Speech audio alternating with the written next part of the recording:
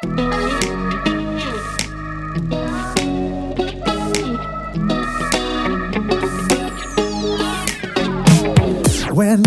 I'm in need and I'm looking for help, God, you're always there for me. Wherever you lead me, I can follow you.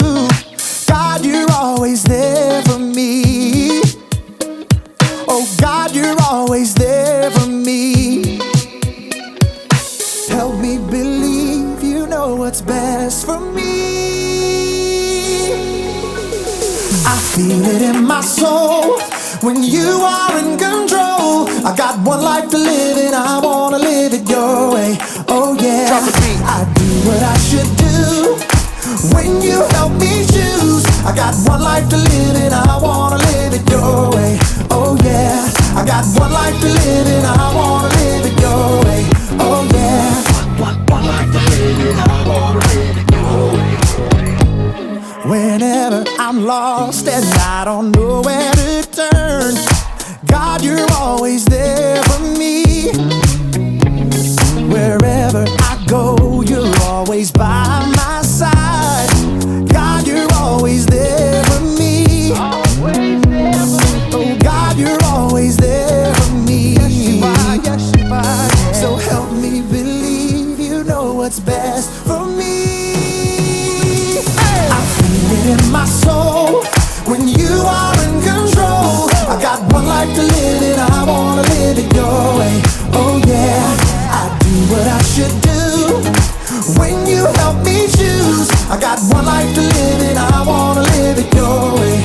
Oh yeah, I got one life to live and I wanna live it your way. Oh yeah. Yeah.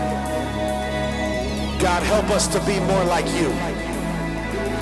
'Cause your way is the best way. I feel it in my soul when you are in control. I got one life to live and I wanna live it your way.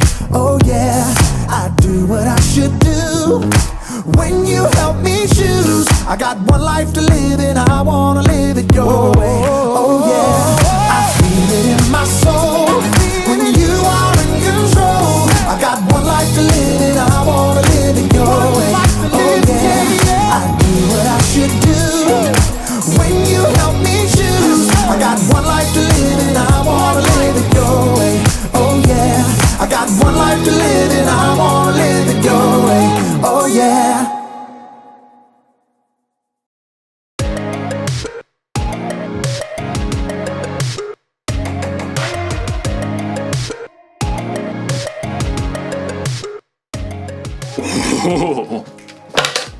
Hello everyone, my name is Jacob, here today to talk to you about self-control. Self-control is choosing to do what you should, even when you don't want to. It's very important to have control. I have a controller for just about everything, in fact. Like this stereo.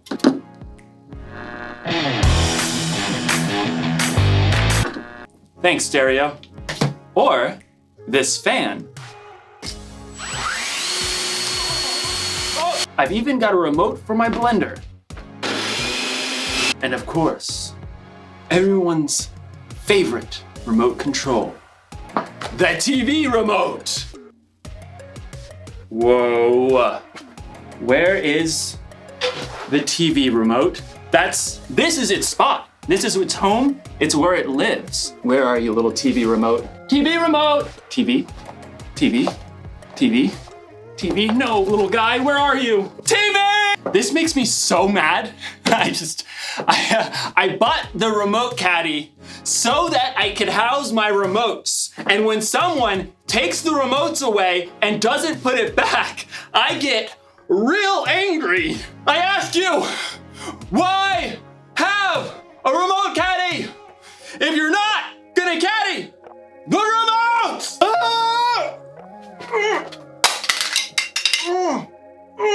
What's going on? Oh, I think I'm paused. Okay, maybe this is for the best. I was really losing my temper there. Okay, I feel better. You can unpause me now.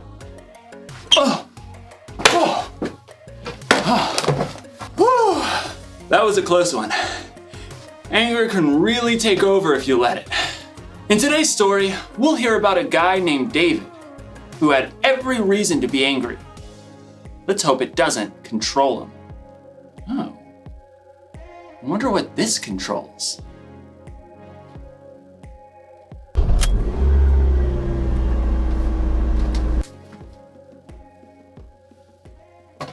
I don't even own a car. The Bible. It's 66 books of history, stories, letters, and poetry that fit together to form God's one big story. The epic adventure of how He created us and loves us so much that He made a way to rescue us. As we travel through the Bible, from Genesis to Revelation, we discover people who met God and found their lives changed forever. Now, for an amazing story. Inspired by the book of 1 Samuel, chapter 24. David had been chosen by God as Israel's next king, but for a while, Saul was still king. David served King Saul and won many battles for him. The people loved David. Hey David, you're so fine, you blow our mind. Hey David! Hey David! Saul, however, was deeply jealous of David. In fact, he even tried to kill him. David escaped into the wilderness, where around 400 men came to join him. People who were in trouble or owed money. A merry band of misfits. But Saul still saw David as a threat. When he heard that David and his men were camped in the desert of Maon, Saul took soldiers to chase after him. They're right behind us, David. Quick, we'll head around the mountain. Just as Saul and his men were closing in on David, Saul received word that the Philistines were attacking Israel. Oh, phooey. Saul was forced to stop the chase and deal with the Philistines. David and his men could breathe a sigh of relief. There's a safe place near En-Gedi. Maybe Saul will finally leave us alone if we hide out there. But as soon as Saul had dealt with the Philistines, a messenger brought news. David is in the desert of En-Gedi. Aha! We've got him this time. Gather 3,000 of the best soldiers from all of Israel. But, Your Majesty, David only has 400 men. 3,000, and not one less. Saul set out once more, determined to wipe out his rival. I bet that pipsqueak is hiding out near the rocky cliffs of the wild goats. Well, that seems oddly specific. Yeah, he used to herd sheep. In fact, David and his men have been staying near some sheep pens not far from the cliffs. Saul, headed this way. He's got 3,000 soldiers. Again? Why can't he leave us alone? We can take him on. I'm worth 10 of his soldiers. David could feel his anger boiling, but he took a deep breath.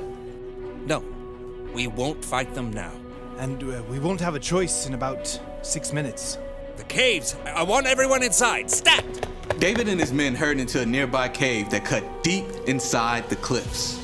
All the way to the back! They're here! Outside, near the sheep pens, Saul had called a halt. Take a break, men.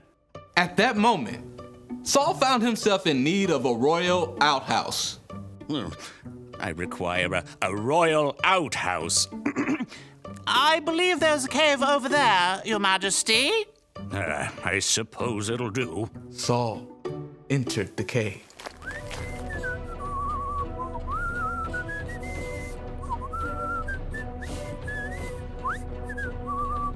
Far back in the cave, David and his men froze. Through the gloom, David could see the man who had tried to kill him and was now forcing him to live on the run. What if he finds us? I don't believe we're Saul's #1 priority at the moment. He's alone. This is your chance. God's handed your enemy over. Don't let this chance just trickle away. David's anger burned red hot as he crept up behind Saul, sword at the ready. But then, he forced himself to stop. Instead of attacking Saul, David sliced off a corner off the king's long royal robe. Saul left the cave with no idea that David was still inside. Time to move out, men. This is the day we take out that whippersnapper David. But at that moment, David emerged from the cave and cried out, King Saul! David? David bowed low to the ground. Why do you listen when men say David is trying to harm you? This day you have seen with your own eyes how the Lord handed you over to me in the cave. Some of my men begged me to kill you, but I didn't. I said, he is the Lord's anointed king. Saul could only stare in shock as David held the piece of fabric he cut from Saul's robe. Look at this. I cut off the corner of your robe, but I did not kill you. Yet you are hunting me down to kill me. May the Lord show that I'm not guilty of doing anything wrong. May he save me from you. The truth cut Saul to the heart and began to weep. Oh, you are a better person than I am. You have treated me well, but I've treated you badly. May the Lord reward you. I know for sure that you will be king. Now, promise me that you won't kill my family or wipe out my name from my family line. David looked his enemy straight in the eye. I promise. Then Saul and his men returned home, and David and his band of misfits returned to their usual hiding place.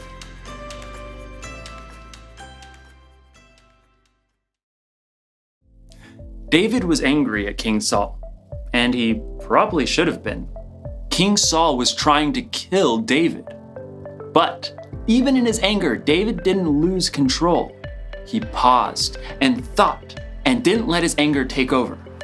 You don't need a remote control for yourself to know how to pause. You can do that on your own. If you're angry because someone borrowed something they weren't supposed to, or someone said something that really hurt your feelings, you could just fly off the handle. Or you can pause, count to 3 or 10 or 100 if you have to, and think about how you're going to respond. Remember, you can pause in real life, but what you can't do is rewind. Once you've said or done something in anger, it's out there. You can never take it back. I'm not saying you shouldn't ever get angry. In fact, Jesus himself got angry, but he had good reasons to get angry. And so do we sometimes. It's like when you or someone you know is being treated unfairly. That's a good reason to get angry. Losing a remote?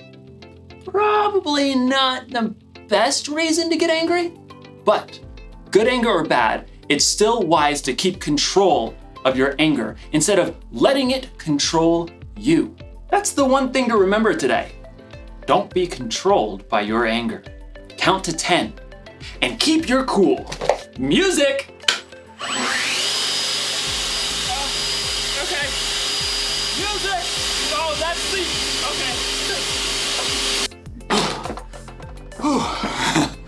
I gotta get a universal remote. I'll see you next time.